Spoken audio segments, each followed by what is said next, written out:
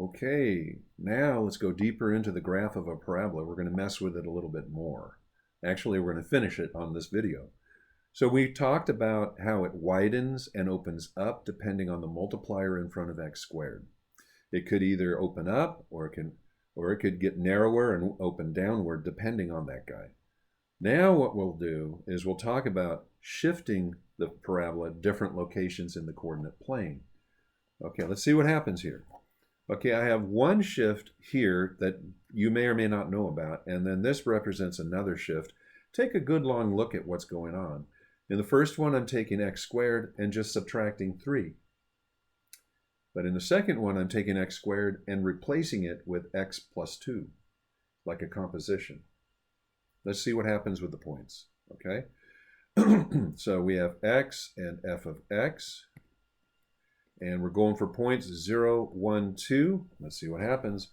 Okay, so 0, we have 0 squared, but then minus 3, negative 3.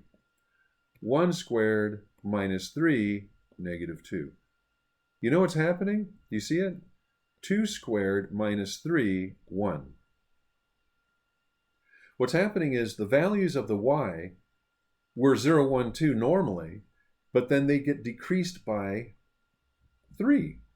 If we go with negative 1, it's negative 1 squared minus 3 is, what is it, minus 2. And I guess it goes back up to, if I go, let's see, if I go, what's next? Minus 2 squared minus 3, we get 1, right? Okay, minus 2 here. So what does that do to the points? Again, what I like to do, well, let's stick with these points right now. We're very curious. So 0 normally is 0, but it's dropped to 3 now. And 1 typically is 1, 1 in the original curve, but instead what it is, 1 gives you negative 2. And then finally, 2 gives you 1 up here. And likewise this side. Okay, so you can recognize where your parabola is, but you should also remember where your parabola came from. Okay, this represents a shift down or a vertical shift. What caused it? The minus 3. So if you tack on a minus 3, what the x squared, so we have f of x is equal to x squared minus 3. This minus 3 represents a shift down 3 units, okay? And your parabola in red, or whatever, burgundy, is the same parabola, only it's 3 units below it, its usual position. What would happen if I put a, g of x is equal to x squared plus 1? You see it? It would go up here, and your parabola would be shifted upward 1. Up 1 unit, down 3 units. It's plus or minus a number. Okay? That's cool. Now let's look and see what happens when we replace x with x plus 2. You're changing the input into the function. You're making every number you put in there 2 bigger than normal. Let's see what happens. I think it's best for students to just kind of experience the calculations here for a little bit. So if we go 0, 1, 2, let's see what happens with these guys. So you plug in 0, watch the mechanics. It's 0 plus 2 squared, which is 2 squared, which is, you're going to get a 4 there. Normally you get 0, 0. Well, wait, just be patient. Changing the x changes what the input is. It's 2 bigger than normal. It goes in disguise, so to speak. You're a 0. Not really. I'm going to go in thinking I'm a 0, but I'm actually 0 plus 2. All right, let's keep going. 1 plus 2 squared is really 3 squared, and I'm at 9. Do I dare go farther? 2 plus 2, right, squared is 4 squared. Oh my gosh, I'm at 16. I can't graph that. He's way up there. Something's happening. Better try negatives. Negative 1, negative 2, negative 3 maybe. I don't know. Let's see what happens. Negative 1. Negative 1 plus 2. Oh, it's getting sensible. It's 1 squared is 1. Negative 2. Negative 2 plus 2 squared. Oh, there's 0. And then finally, negative 3 plus 2 is squared is really negative 1 squared. 1. I had to plot a lot of points, but I'm going to try to prove to you what happens here next, okay? So, plotting these points, 0 gives us 4. 1, 2, 3, 4. 1 gives us 9 way up here. And 2 gives us 16 way up here somewhere. I don't know where it is. But if we backtrack and we go to negative 1, we're at 1. Negative 2, we're at 0. Negative 3, see where the parabola is now? Do you see? If I plot enough points, you can see it. I bet this guy goes up to here. He sure does. So your parabola is now here. And where is it normally? It's normally at the origin doing this number, isn't it? And this, okay? So what does this represent? Boom. What did it do? It shifted left 2 units. Which function was that again? It was, of course, g of x is x plus 2 squared. Math people go, you know what that is? That's equal to x minus a minus 2 being squared. They have this way of seeing it like, oh, it's going to give you what they call a translation or a shifting. The thing that we have to learn as we go is, yeah, it says plus 2, so you'd think, oh, plus 2 is this direction. But it really doesn't go that way because it's changed the value of x. It's accelerated the input of the value, where minus 2 is now 0. It's usurping the zero's role. So the numbers to the left take on the roles of numbers to the right by 2 because you bumped them up by 2. It's confusing a little bit, but that's how you cause what they call a horizontal shift or translation, and the one on the left is a vertical shift or vertical translation. Okay. All right, so that's what I'm showing you is what happens.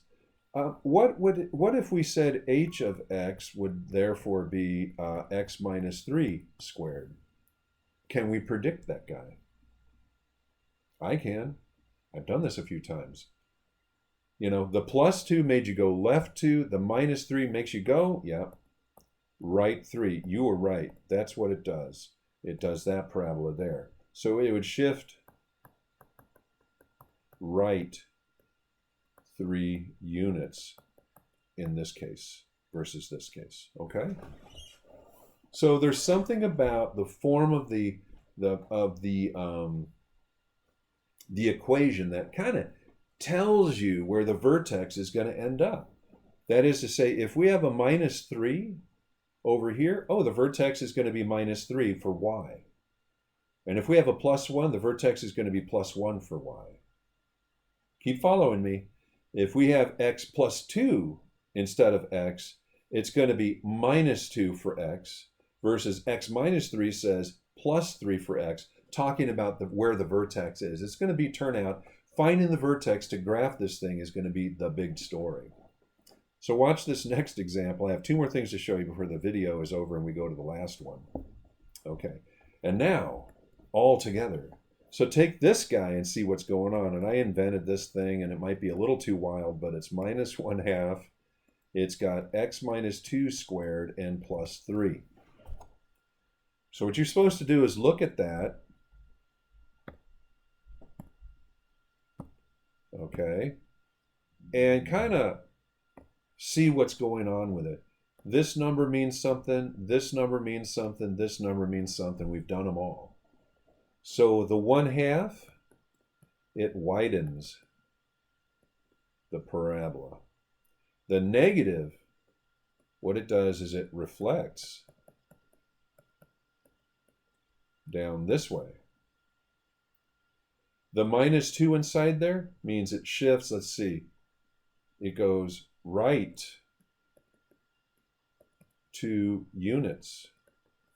And the plus 3, it goes up 3 units. Do you see all that? This is stuff we just covered through 2 videos. If you can see all this, you are doing great. Okay. So if you take the parabola, this is what I like to do. I'm going to shift it, what is it? Right 2 units and up 3 units. There it is. That's your vertex, just by staring at it.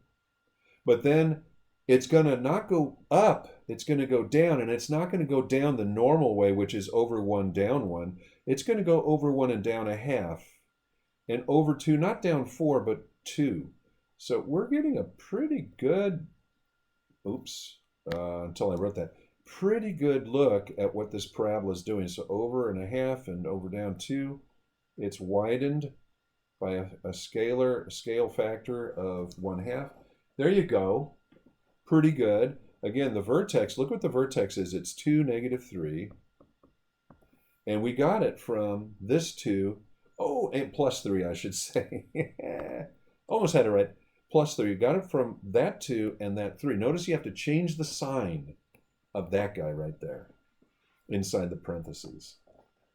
Now, the trouble with this, okay, I mean, this is beautiful stuff. This is how you graph a parabola really quickly. Last thing to show you. The trouble, of course, is that they're not prepackaged, so to speak. They're going to look like this and not like this. Okay? And I give students the choice.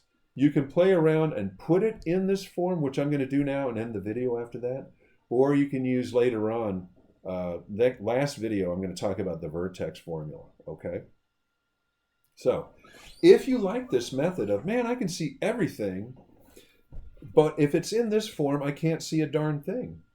Well, you can see some things. You can very quickly see what the y-intercept is if it's in this form, but we'll talk about that on the last video. If it's in this form,